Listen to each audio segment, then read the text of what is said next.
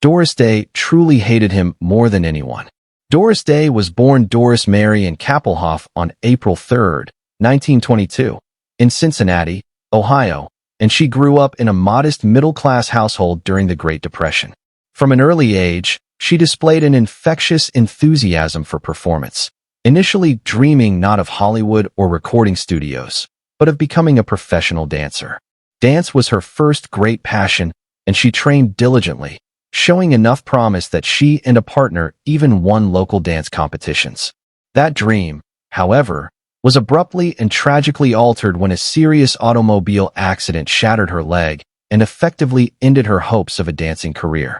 Yet it was during her long and painful recovery that fate intervened in a different way. Confined to her home, she began singing along to the radio, discovering a natural, effortless vocal talent that would soon become her greatest gift. Encouraged by friends and family, Doris began performing with local bands, eventually catching the attention of band leader Barney Rapp, who suggested she change her surname to Day, inspired by her rendition of the song Day After Day. This new name marked the beginning of her professional identity. Her breakthrough came in the mid-1940s when she joined the orchestra of Les Brown, one of the most popular band leaders of the swing era. With Brown, Doris Day recorded Sentimental Journey in 1945, a song that would become an anthem for returning World War II servicemen and a defining hit of the era. Her warm, clear, and emotionally sincere voice resonated deeply with listeners, instantly setting her apart from other vocalists of the time. Sentimental Journey did more than top the charts. It introduced America to a voice that seemed to embody comfort, optimism, and emotional honesty at a moment when the nation desperately needed all three. Hollywood soon took notice, and in 1948 Doris Day made her film debut in Romance on the High Seas. What was initially meant to be a modest acting opportunity quickly blossomed into a major film career. Doris possessed a rare combination of qualities. She was naturally beautiful without seeming remote or glamorous to the point of intimidation.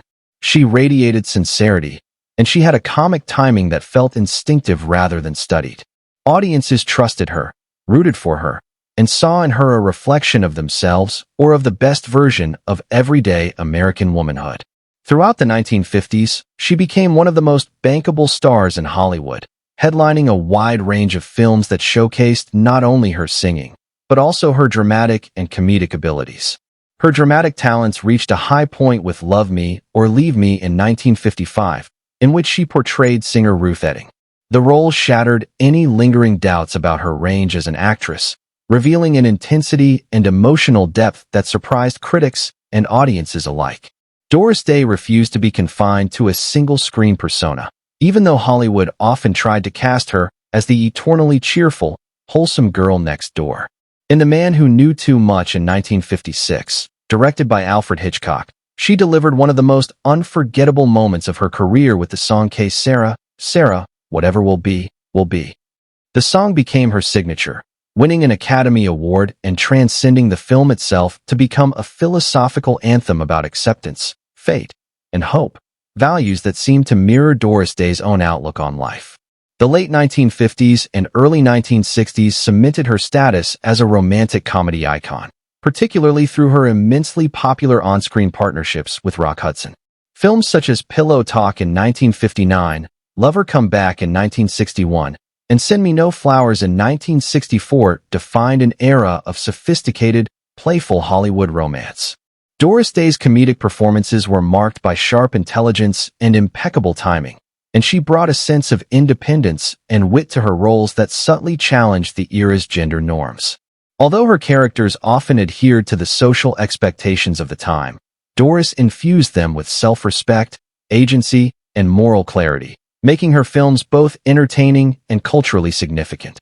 Beyond her work on screen, Doris Day was also one of the most successful recording artists of the 20th century. She recorded hundreds of songs across pop, jazz, and traditional standards, and she remains one of the best-selling female singers of all time. Her voice, pure, expressive, and emotionally direct, had a timeless quality that allowed her recordings to endure long after musical trends changed. Whether singing a tender ballad or an upbeat novelty tune, Doris Day conveyed genuine feeling, never resorting to artifice or exaggeration.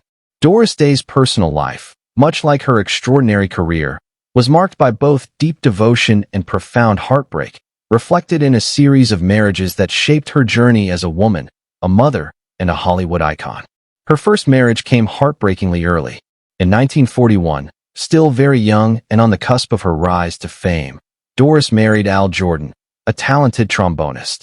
What began with hope and romance quickly descended into turmoil. The marriage produced her only child, a beloved son named Terry, who would remain the emotional center of her life. Behind closed doors, however, the relationship was deeply troubled. Jordan was physically abusive, and Doris endured fear and instability during a period that should have been filled with promise and joy. Summoning remarkable courage and resolve, she ended the marriage in 1943, choosing safety and dignity for herself and her young son over the illusion of domestic harmony. In 1946, Doris tried again, marrying saxophonist George Weidler. This second union offered companionship and the possibility of a fresh start, but it struggled under the weight of her rapidly growing stardom. As her career soared and her name became synonymous with wholesome glamour, the marriage faltered. The pressures of fame combined with personal incompatibilities proved too much to overcome, and by 1949 the relationship had quietly dissolved, leaving Doris once more to navigate life and love on her own.